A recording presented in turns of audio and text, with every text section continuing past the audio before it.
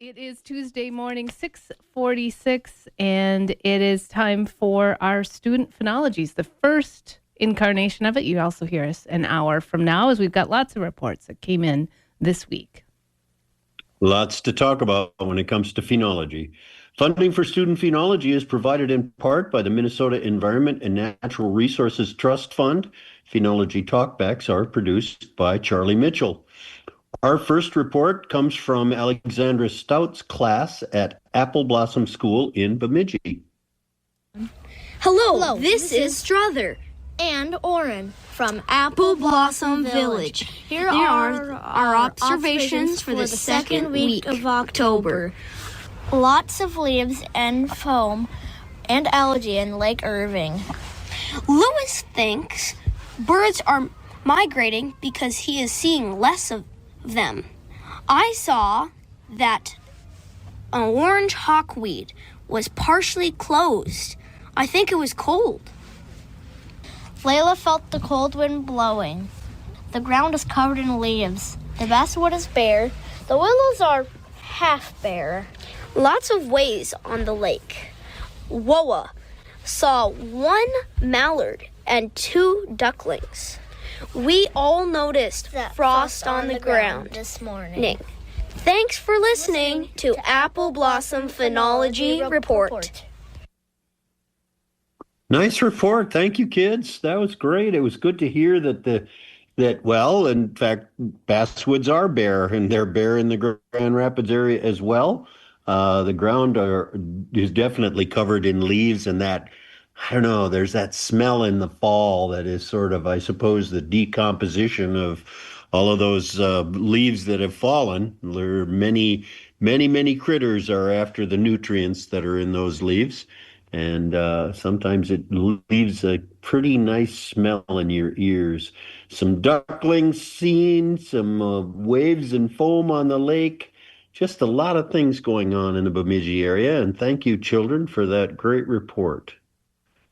Our next report comes from Allison Ofterheide's class at Cherry School near Iron Junction. Hi, this is Gavin, Jed, Izzy, and Kenna, reporting from Cherry School in Iron Junction, Minnesota on October 9th, 2025. We have been noticing that it's been getting colder. We need to start wearing jackets, and on Wednesday we noticed the first killing frost. Everything looked white in the morning, and the grass was crunchy. We could see our breath in the cold. On October 6th, Scarlett saw a blue jay in her backyard near Cherry. On October 7th, Jed heard coyotes from his backyard near Cherry. On October 4th, Gavin saw 2 dead raccoons on the road near Cherry. Later, he saw eagles scavenging on the raccoons. On October 5th, Miss Carey noticed tamarack needles beginning to turn orange near Buell. Today, during our walk in the school forest, we noticed that speckled alder was about 70 to 80% bare. We did not see many frogs or bugs when we were outside. This concludes our phenology report. This has been Gavin, Jed, Izzy, and Kenna, reporting from Cherry School. Nature rules! Thanks, kids. Nice report. I'm especially pleased that you've been watching the speckled alder, and they're a little kind of difficult to get a handle on because the leaves on the alders don't turn color. They just drop. They're green and they fall. And so having that constant, well, not constant, but having that repetitious look at them will allow you to notice that there are fewer and fewer leaves on them as you go into fall. The tamaracks on October 5th were starting to turn orange near Buell. When I went through on the 8th, they were kind of yellow in the Cherry area. I went by your school on the 8th, and I noticed that the leaves were kind of yellow over there as well and beginning to change. So we are I guess between the willows and the tamaracks, fall is not far off, or not long with us. I guess we may be done with fall before too much longer. Our next report comes from Nate Linder's class at Cohasset Elementary School. Hello, I'm Kendallin and Henry.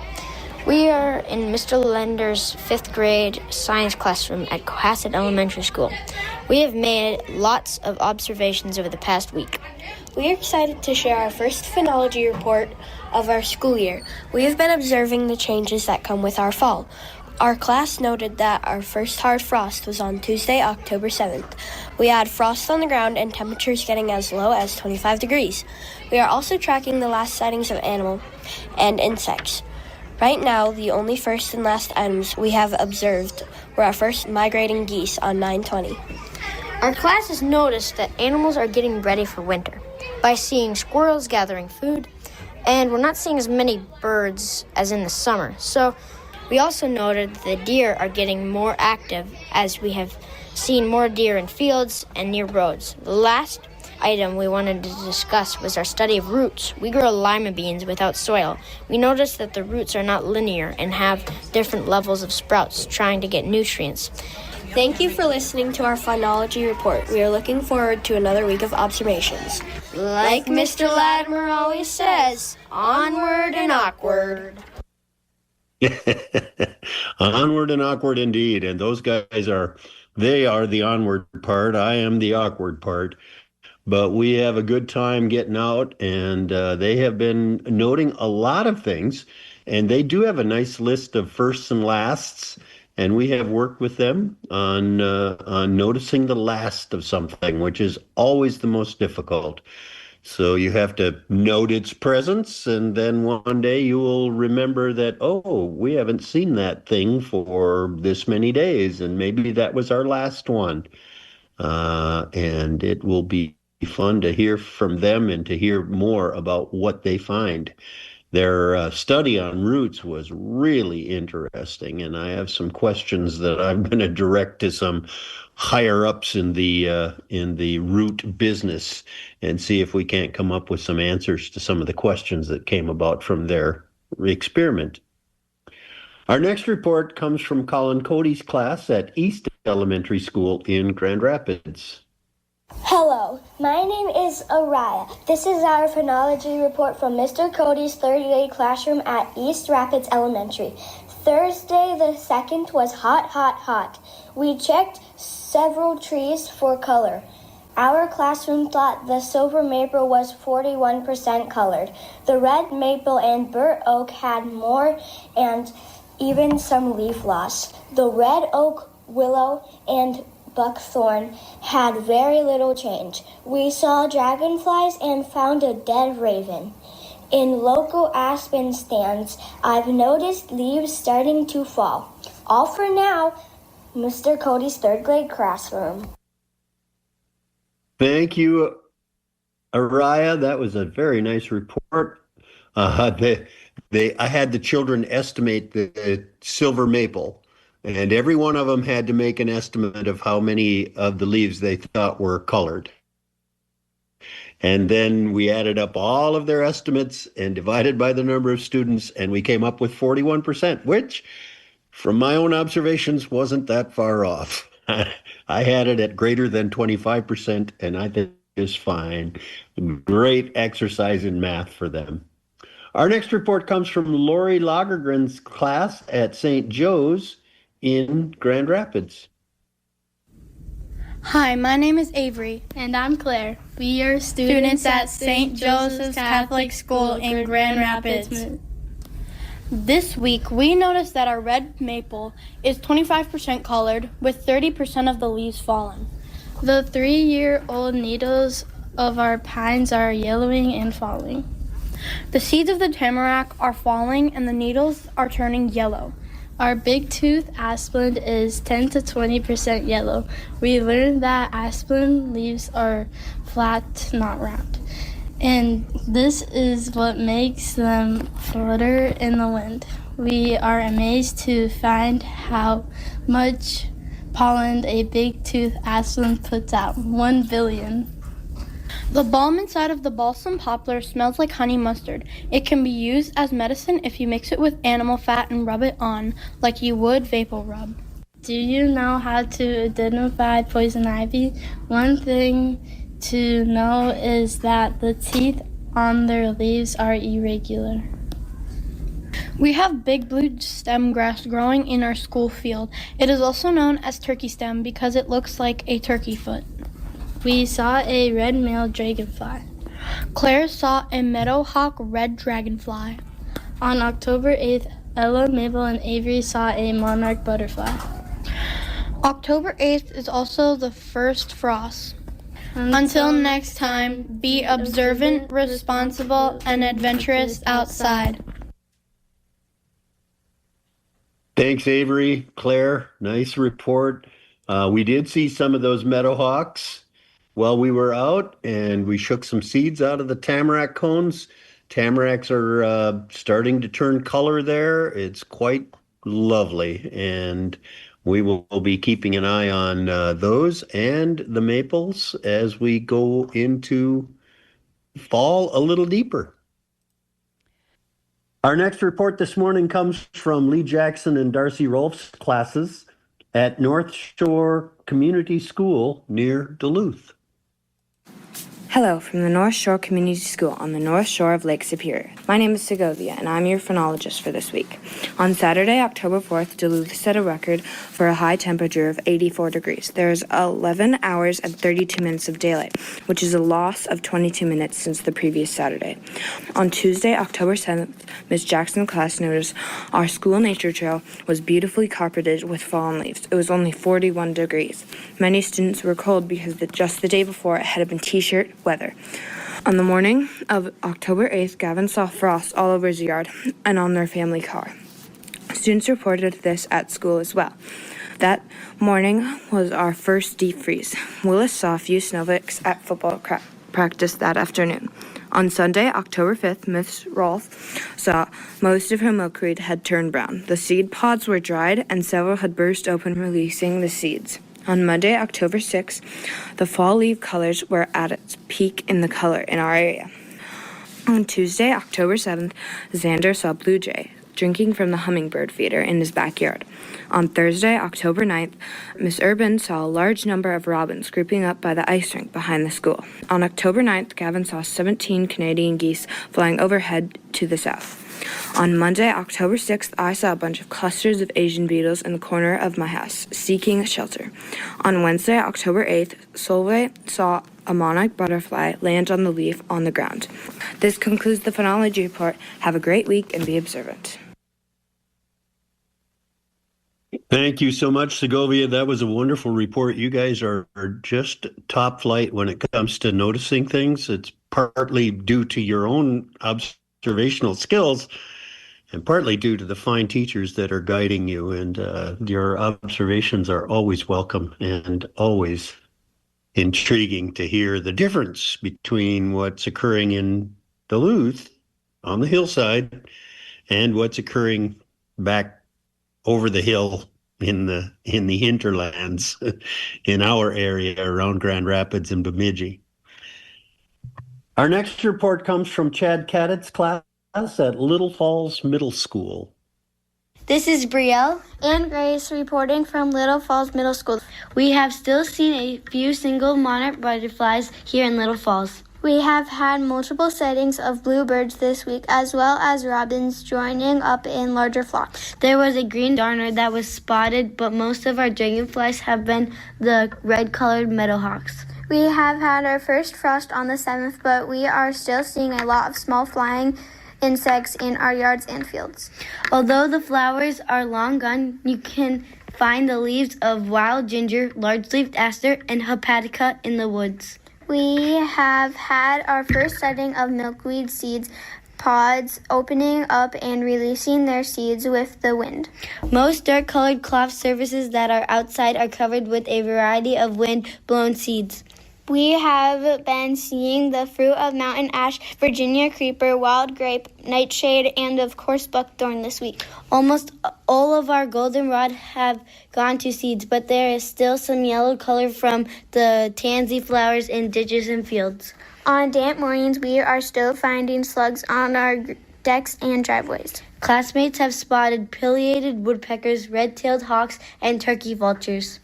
We have seen garter and red-bellied snakes, along with salamanders and gray tree frogs.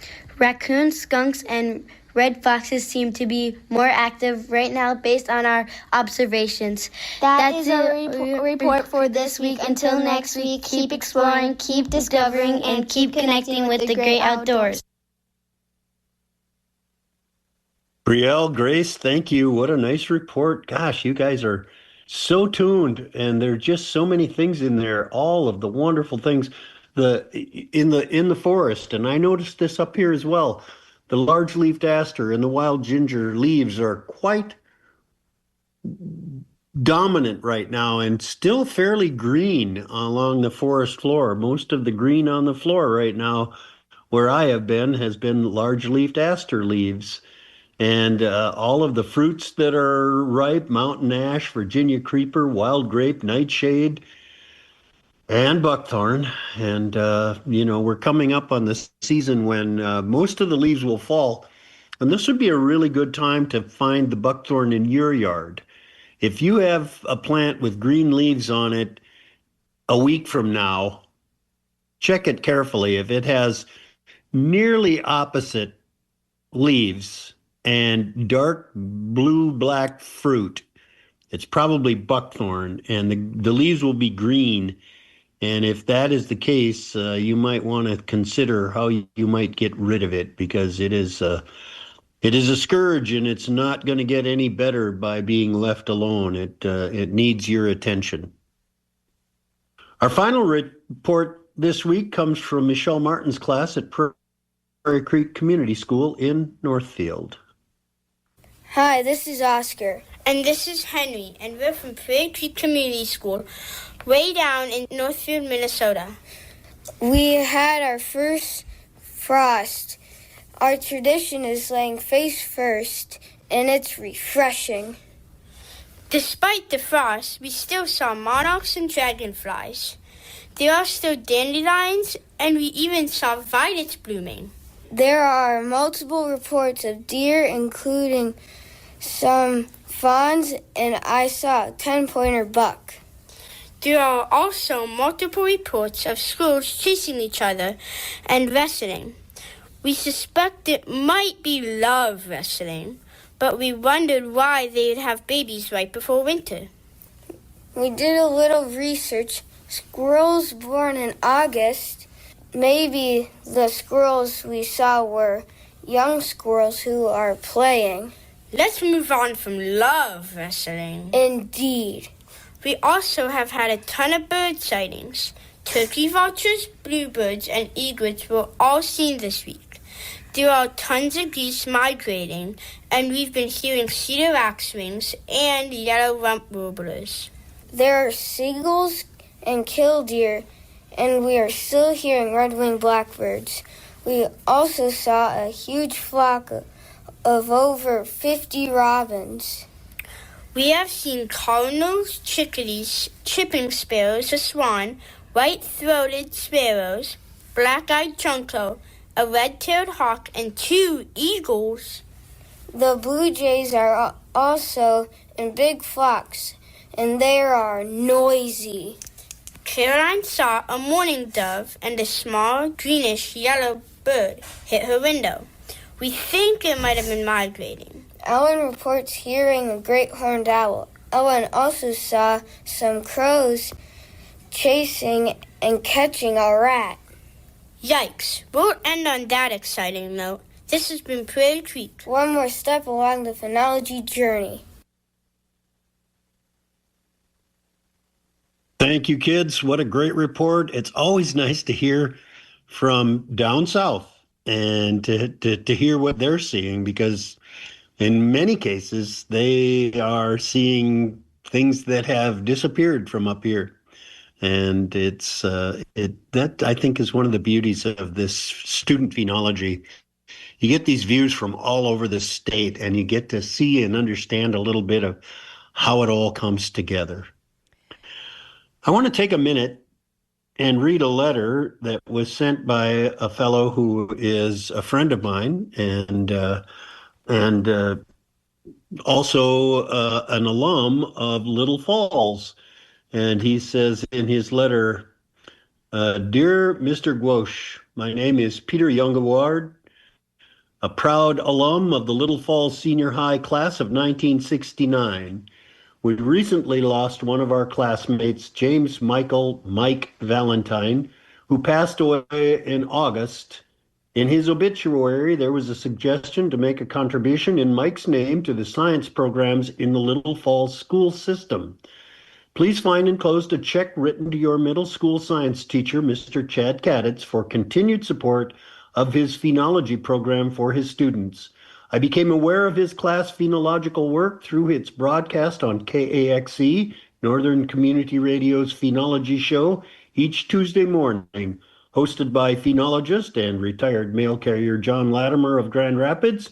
Could you please see that this contribution is forwarded along to Mr. Kaditz in support of his phenology program and his students? Sincerely, Peter Youngevard.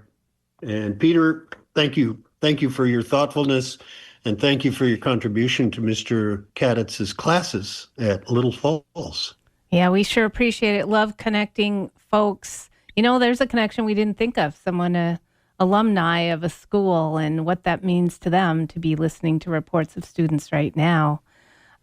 We do want to talk a little bit about, we mentioned the Season Watch podcast that's coming out this week. We're very excited about this. And one of the great things about this phenology program, in part due to the funding that we've received over the years, the last few years, 2 grants from the Minnesota Environment and Natural Resources Trust Fund, is that it's been very, very successful, which is great. But we have sort of more student reports than we can always bring to you. So we did want to talk about some of the reports that came in this week and some of the things that we heard from. Lindsay Ingles' class at North Star Elementary School in Virginia sent in, Long Lake Conservation Center near Palisade, and also Cassie Korzendorfer's 6th grade class at Rockford Middle School. And we saw some sort of similarities there, didn't we, John, in some of those reports that came in? Yes, we did. Yeah, they had a lot of similar observations and a lot of really valuable information that is, unfortunately, we haven't airtime for all of it. But we will, we will rotate back and forth among our contributors as long as we have contributions. Yeah. More than we can hear. We will certainly try to pass those notes along. And just to let you know, all the notes will be made available on our talkback segment at kaxe.org. So if your school's notes didn't get broadcast this week, they're still available, and you can still find them and listen to them. Yeah. As always, we want to thank all the teachers and the students and the listeners that contribute reports of their outdoor observations, and want to remind you this week, debuting a new Season Watch podcast